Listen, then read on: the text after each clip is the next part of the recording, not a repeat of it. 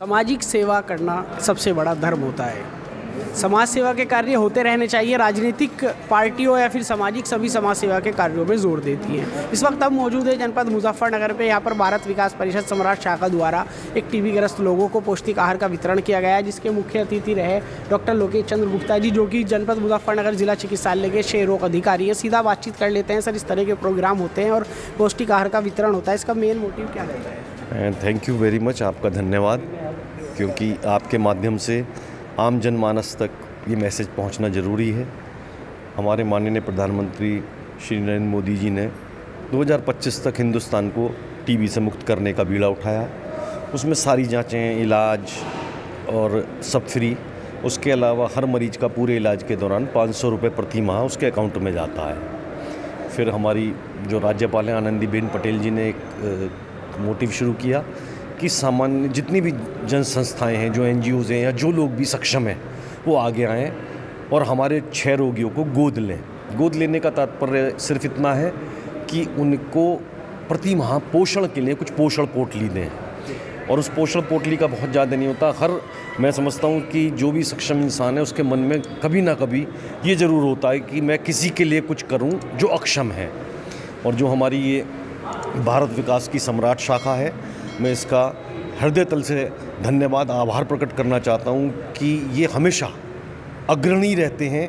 आज भी 11 मरीजों को गोद लिया गया इस संस्था के सदस्यों के द्वारा, और इन सबको अभिभूत महसूस कर रहे हैं। और ये एक आशीर्वचन है इस संस्था के बुजुर्गों का, साथियों का, उन मरीजों को कि वो दवाई अपनी खाते रहें और इस पोषण पोटली से अपना सामान खाकर अपना पोषण इम्प्रूव करें, तो उनको टीबी क्षय रोग से दूर होने में बहुत मदद मिलती है। कुल मिला के ये है। तो आपके माध्यम से एक बार फिर मेरी अपील है, जो भी कोई अपने मन में किसी के लिए भी, रोगी के लिए कुछ करना चाहता है और वो सक्षम है, तो आगे आए और हमारे 6 रोगियों को ये गोद ले और प्रति माह 6 महीने तक कम से कम एक पोषण पोटली दे, जैसे ये संस्था दे रही है। मैं फिर एक बार साहब, टीबी जैसी बीमारी के मुख्य लक्षण क्या होते हैं? ये किन कारणों से होता है और इनके बचाव के लिए क्या किया जा सकता है? बहुत अच्छा सवाल है, सबको समझने की ज़रूरत है। मेनली 4-5 लक्षण होते हैं जिनके आधार पर हमें शक होता है कि किसी को टीबी तो नहीं है। 2 हफ्ते या इससे ज़्यादा की लगातार अगर खांसी चल रही है, 2 हफ्ते या इससे ज़्यादा का लगातार बुखार चल रहा है जो ठीक नहीं हो रहा दवाई लेने के बाद भी, किसी के बलगम में, खांसी में खून आ रहा है, किसी का वजन घट रहा है बिना किसी कारण के, भूख कम लगती है, गिल्टियाँ हो जाती हैं, तो उनमें संभावना होती है कि टीबी हो सकती है। और टीबी होती है माइकोबैक्टीरियम ट्यूबरकुलोसिस, उसका एक नाम है, इस कीटाणु से। इस कीटाणु को मारने के लिए हमें कम से कम 6 महीने की दवाई चलानी होती है। और ये जो सघन ये क्षेत्र में रहते हैं उनमें फैलने का डर रहता है एक से दूसरे को, क्योंकि फैलेगी बीमारी। तो अगर जितनी जल्दी जांच करा लेंगे तो हमारे इस तरह के लक्षण वाले सारे हमारे सरकारी सेटअप में आएँ, जांच कराएं।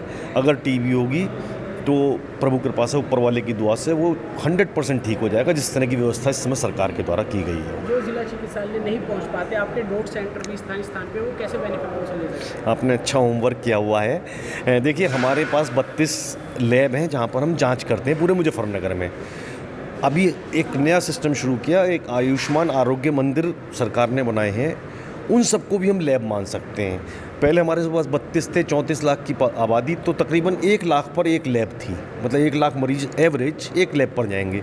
अब हमारे पास 240 आयुष्मान आरोग्य केंद्र प्लस हमारी 32 लैब हैं, ये मिला के 280 हो जाता है। इसी तो तकरीबन 10 से 12 हज़ार पर एक तरह से एक लैब हो गई। मरीज सिर्फ वहाँ पर या तो आयुष्मान आरोग्य मंदिर पर जाए या हमारी लैब में आए। जांच हम दूसरे सिस्टम से, कोरियर सिस्टम है, वही सरकार का सिस्टम, मंगवा लेते हैं। मरीज को ज़्यादा चलना फिरना नहीं पड़ता। और जब दवाई चलनी होती है तो मरीज के घर के नज़दीक या उसके गाँव में ही एक हम दवाई चलाते हैं, जिस जगह को डॉट प्रोवाइडर हम कहते हैं या टीबी ट्रीटमेंट सपोर्टर कहते हैं, उनके माध्यम से दवाई चलाते हैं, जिससे मरीज का कम से कम भ्रमण हो, वो तकलीफ भी ना आए और किसी को फैलाने का उसका डर भी ना आए। Thank you so much. Doctor साहब ने सभी बातें बताई, इसके लक्षण भी बताए, उपाय भी बताए और डॉट सेंटर के बारे में भी पूरी जानकारी दी। इसके अलावा भी यदि आपके मन में कोई सवाल है तो आप हमें कमेंट बॉक्स में बता सकते हैं। इसी तरह की और भी आपको सामाजिक संस्थाओं द्वारा कार्य किए जाते हैं और राजनीतिक पार्टियों की जो भी कुछ गतिविधि होती है दिखाते रहेंगे। जनपद मुजफ्फरनगर से भी विचार डिजिटल के लिए मैं आपके साथ मोहम्मद सुहेल।